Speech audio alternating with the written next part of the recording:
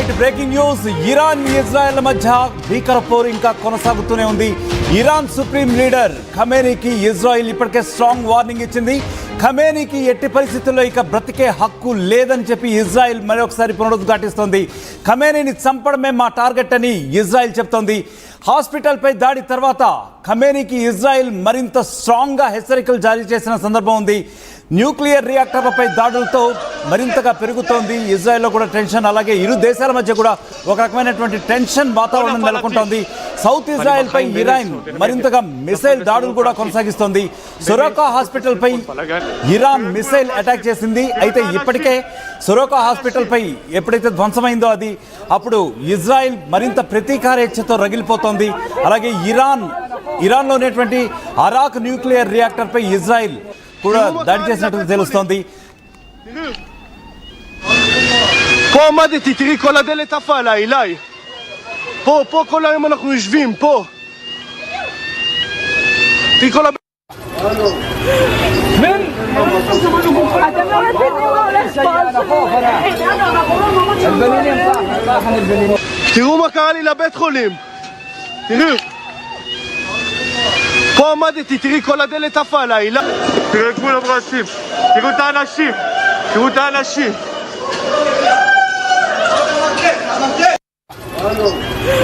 من אתם לא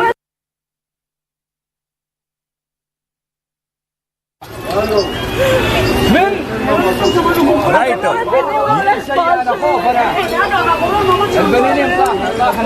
right ఇరాన్లోని అరాక్ nuclear reactor పై Israel దాడి చేసింది. అయితే ఇప్పటికే ఇజ్రాయెల్ ప్రతీకారేచ్ఛతో రగిలిపోతోంది.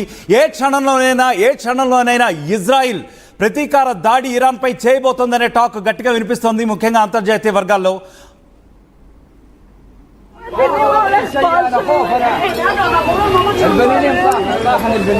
תראו מה קרה לי לבית חולים. תראו. פה עמדתי, תראי כל הדלת עפה עליי, אליי. פה כל היום אנחנו יושבים, פה. תראי כל من אתם לא מבינים מה הולך פה.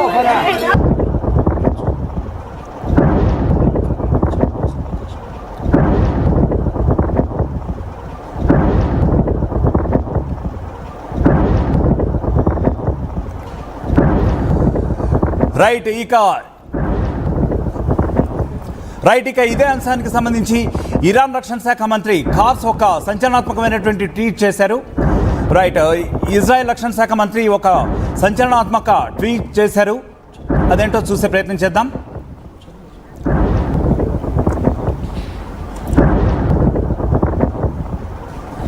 రైట్ ఈ ట్వీట్ చూసినట్లయితే మనం The coward Iranian dictator sits in the depths of the 4-feet bunker on the files aimed shots at the hospitals and residential buildings in Israel.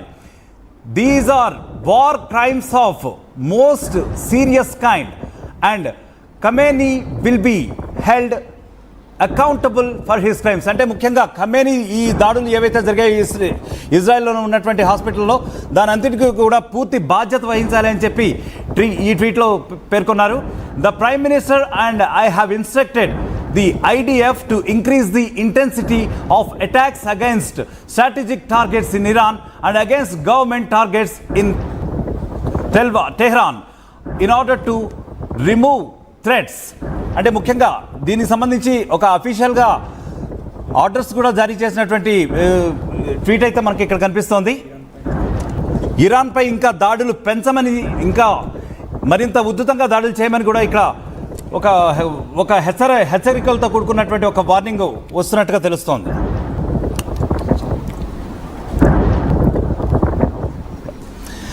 Right ఇక ఇదే అంశానికి సంబంధించి మా కరెస్పాండెంట్ సచిన్ లైవ్లో ఉన్నారు. ఆయన అడిగే ప్రయత్నం చేద్దాం. సచిన్, ముఖ్యంగా చెప్పండి, ఈరోజు రాత్రి ఇజ్రాయెల్ ప్రతీకార దాడులు చేసే వాతావరణం ఉందా అక్కడ?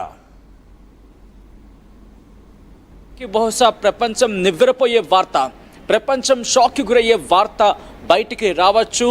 అటువంటి దాడి జరగచ్చు అనే చర్చ జోరందుకుంటోంది ఇప్పుడు, అంటే అర్థం చేసుకోవచ్చు ఎందుకంటే తీవ్రమైన దాడులు. ఇక్కడ IDFని డైరెక్ట్ చేశాం.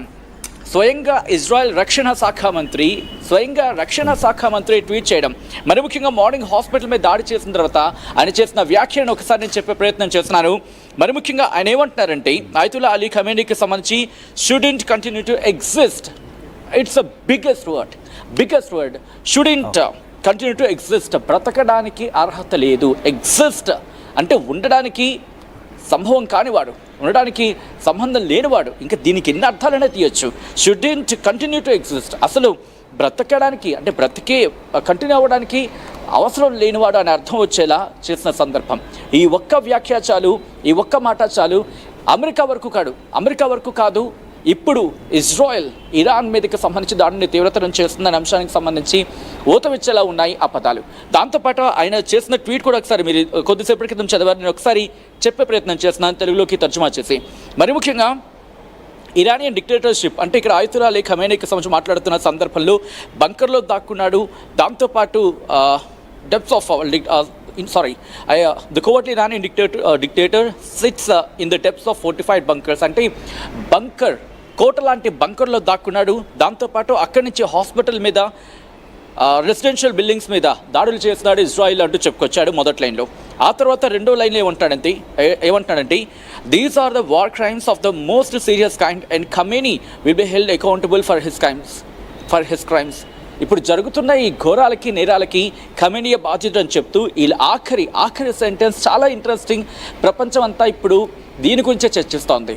ఈ ఒక్కసారి ఈ ఆరు లైన్లు రిమెంబర్, ఈరోజు రాత్రి కనుక ఏమైనా సంచలనం జరిగితే ఈ ఆరు లైన్లు ప్రపంచం అంతా గుర్తుపెట్టుకుంటుంది. ప్రపంచం ఇజ్రాయెల్ ఇరాన్ యుద్ధం గుర్తొచ్చే సందర్భం వల్ల ఈ మాటలు గుర్తొస్తాయనలో అతిశయోక్తి లేదు. ఎందుకు ఈ మాటకి అంత డెప్త్ ఉందనేది చెప్పే ప్రయత్నం చేస్తున్నాను చూడండి.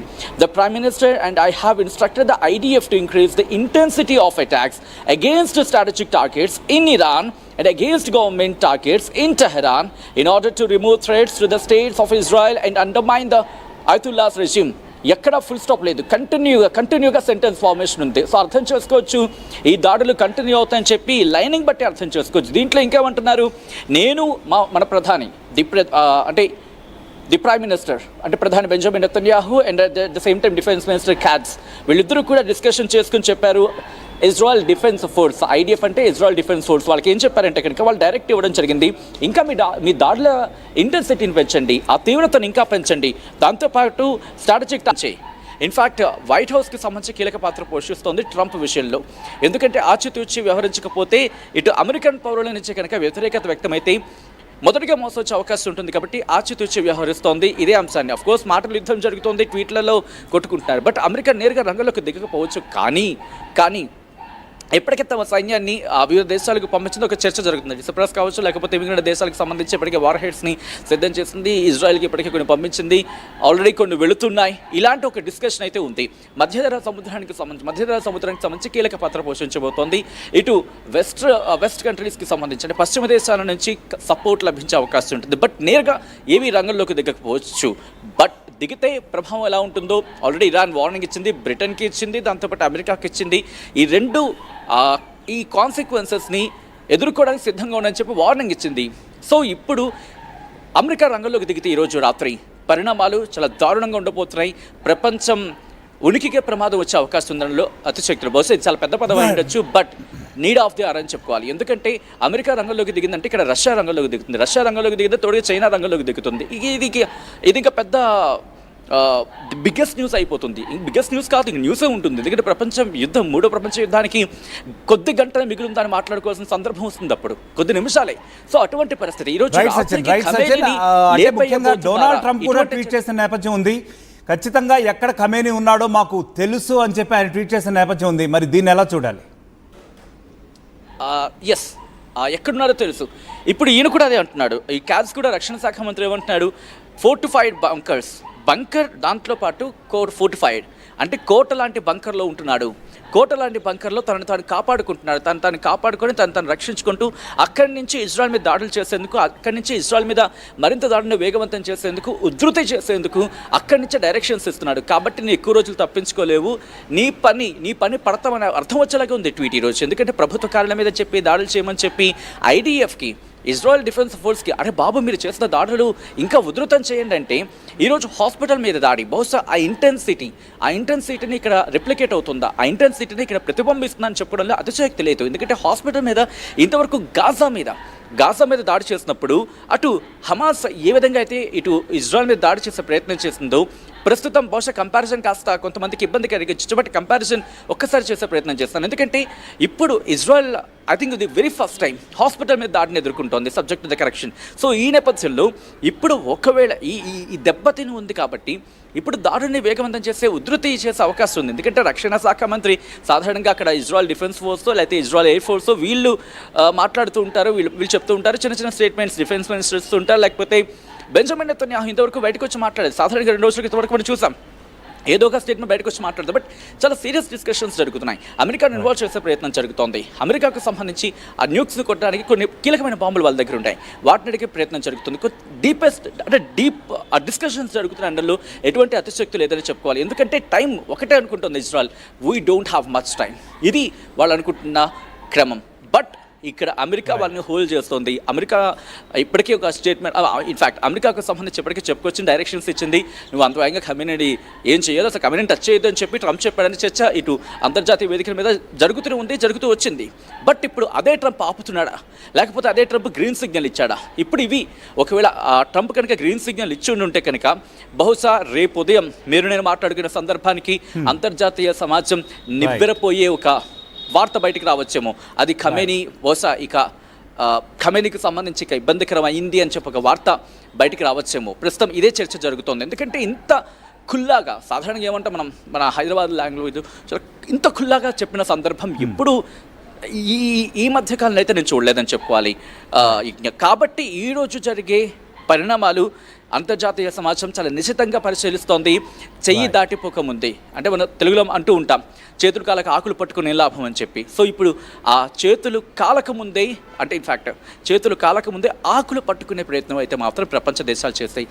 ఆ ఆవశ్యకత రెండూ కనిపిస్తున్నాయి. కాబట్టి ఈరోజు అటువంటి డెవలప్మెంట్ చోటు చేసుకునే అవకాశం ఉంది.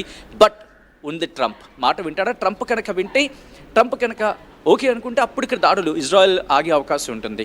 లేదు కొన్ని సందర్భాల్లో ట్రంప్ మాట వినట్లేదని చెప్పి ఒక